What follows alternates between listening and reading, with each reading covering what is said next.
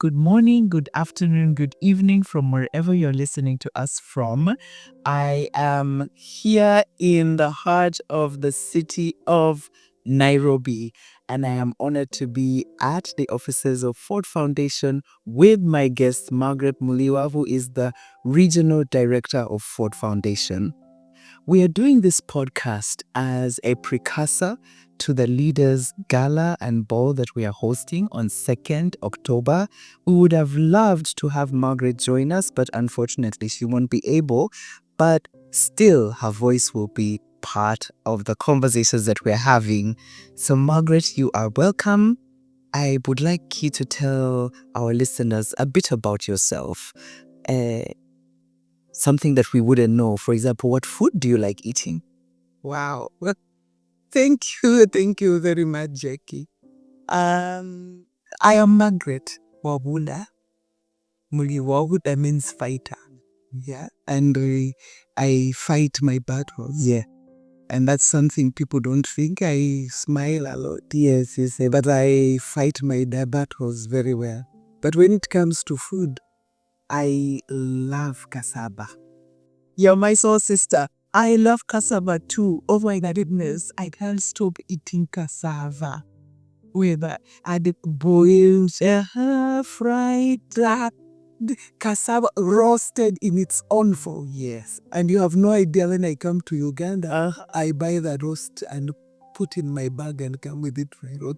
So Margaret, we are hosting a Leaders Gala, and so our conversation is going to be about leadership. When did you first lead or recognize that you're a leader? I think for me, I want to say that it's other people who recognized my leadership styles.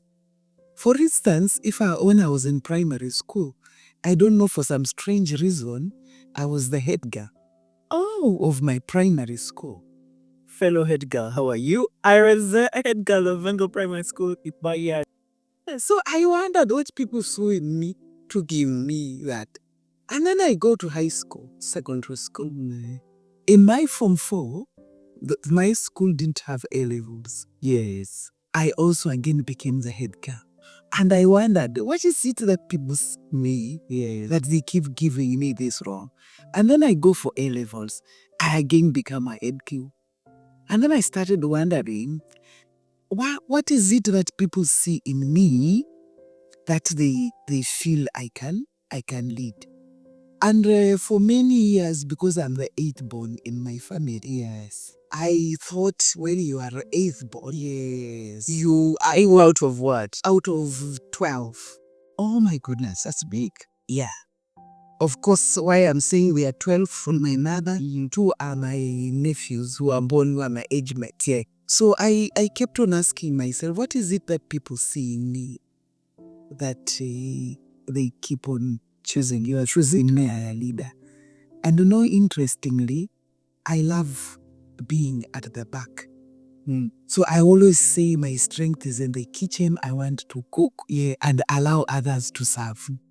But I found myself being removed from the kitchen all the time to be put in the forefront. So over time, I have also started embracing that state. Then people must be seeing something in this. That is why I always pushed into these positions. So over the course of your years leading, what would you say are the 3-4 fundamentals that you hold dear as a leader? I think for me, the first one is empathy. Because, leadership is, for me, leadership is serving. It's service. Absolutely. And when you are serving, you're not serving in isolation. You are serving with others. And when then I'm given that leadership, I recognize that as Margaret, I am only there not to give direction, to lead together. And then my question then is, how do I get the taste of everyone? Yes. And that then calls empathy. Empathy in the sense that you have to meet people where they are. And we have to also recognize that within the people I'm leading, we are all different. Yeah. For instance, we have different views of our issues, but then we have to ask ourselves, what is our shared vision towards what we are doing to EMSS? For instance, I can give you an example as a regional director.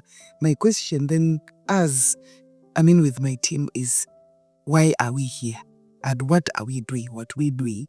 And what is our goal mandate? So the minute we start brush out those core things, then the question is, so what is our shared vision? Yes. The second one is compassion. And when you think about it, sometimes we hit ourselves too hard. And we want to remove the humanness in us. Yeah? But at the end of the day, we are human. We have a strength. Yeah. We have areas of improvement. We have our own shortcomings. We have our own, super aspirations, superpowers, Yes. and everything. Yeah. Yeah? But then we have to think about our humanness with compassion. If I am a go-getter, good. Yes. We need you in the team as a go-getter. Yeah. And I must have compassion with my go-getter member of the team. If I have a laid back member of the team, I also have to appreciate. I must have compassion to recognize this person as a special aspect. And then my third greatest one is generosity. I think for me, we have to offer generosity, whether it is grace. Yes. Grace to everyone. Yeah. Because we show at places of work in different ways. I can come one day, the morning, I'm so happy. Yes. I'm smiley, I'm jovial, I want to high five everyone. Yes. There's Another day. I don't want to close. And I have to recognize those opportunity. And then I have to recognize those times. Yes. Those highs and lows. Those I call them my valleys and mountains. Yes. So I have to recognize when I am in the valley, this is how I want. So I have to extend grace to everyone, whether they're in their valleys, when they are at the mountaintops, when they're irritated. I allow them to, that generosity to allow everyone to be over there. Indeed. Yeah. And Margaret, part of what Ford Foundation is passionate about is leaders and leadership building. Can you tell us a bit about why that is? As you may have, maybe in our interaction with you, Ford Foundation funds, specifically funds in 3 ways. 1, we fund institutions. 2, we fund ideas. And 3, we fund individuals. But if you think about the value of leaders, it's so critical that for an institution to be an institution, then it needs a leader. Yes. Who has a vision, and a vision to build systems and structures that can go a long way after the leader has left. Yes, you see? And I think for me, even as I think about the leadership opportunities we offer at the Ford Foundation, whether it is the Ford Global Fellows, we are looking at individuals that make changes in their own way. And they have the passion. They have ways in which they can move, or rather move whatever they want to move. And for us, those are pockets. Leadership is like you can find pockets of change of people over the years who can always be able to, to move things. Yes. And I think that's one of the reasons that we support leadership too, the work we do in social justice. It's a very challenging. area of work. Because you take 10 steps forward and you take 10 steps back. You know? There are moments you can take 10 steps. So the world is so unpredictable. And because of this work, you need to constantly, fill in people, feel support people to really start thinking, how do you navigate, for instance, issues, if we think about East Africa, navigate the cause of sickness, for instance. How do you navigate gender issues? How do you navigate disability? How do you navigate climate justice, economic justice? How do you navigate?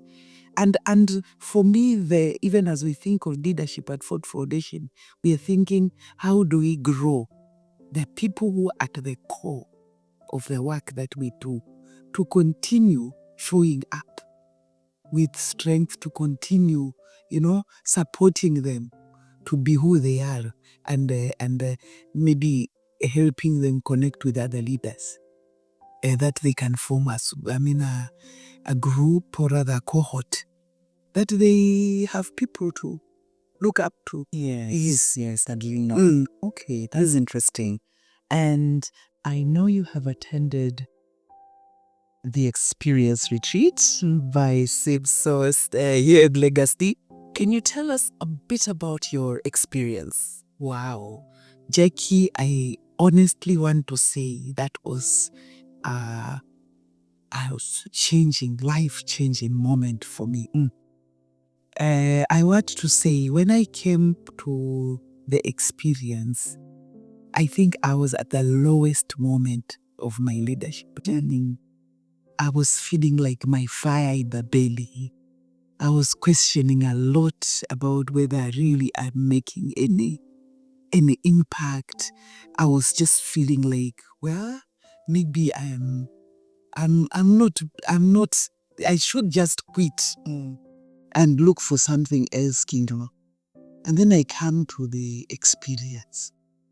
At the first day, I'm thinking, oh my God, the space itself just rejuvenated my mind, because there was the aroma that was coming from, there were so many things, and then the beans, the bean bags. Oh my God, the way the space was decorated. And in fact, that is one of the things that made me realize the space you are in can either damp your spirits or lift it. That was the first thing that I noted. The second thing I noted is this way in which the facilitator started, the conversation around, and leveled all our worries, aspirations, and the fears, and the ability to become vulnerable. I'm telling you, I hadn't cried for quite some time, but that made me cry and lift. Yes. Yeah. I didn't even recognizing the chakras, and the fire that is in my belly. Yes. Yeah. I think for me, that was regaining the fire in my belly was what the experience did to you. Yeah. And even burning. Oh yes. There's a fire movement where you burn. I am telling you, whatever I burnt in that fire, I burnt, and I came back fresh to serve. And even in spaces where I had developed doubt, I regained back my confidence. So I keep on telling everyone, oh my God, you should go to the experience. I absolutely. And the reason why I continue thinking the experience is such an important space for leaders to be. And it's not just about individual, it's about a cohort. And then what we also gain from, and you realize in such spaces, the things that you're going through, you're not the only one going through. And you realize that there is power in union, in the collective, and that power in the collective is, as human beings, we need to keep on offloading the things that we hold onto and embrace new ways of dealing with issues. Absolutely, yeah. And as we land his conversation, SIPSOurce is celebrating 8 years on 1st of October. We are also going to launch our big dream, the Oasis. So having done these retreats over the years, we have, of course, had to go to other people's spaces and try to recreate something that we like. But along the way, we started forming the desire to build our own. And we have called it the Leaders Oasis. And we want to launch it as part of the Leaders Gala. So as you think about our 8th birthday and you think about this dream that we have, what is your wish for us? What is your blessing to us? First of all, I must say, words have power. And the way in which you have chosen the words, it's so powerful. When you think of a source, source, you get, it brings automatically a feeling of life. Eh? You get, yes. You've again talked about oasis.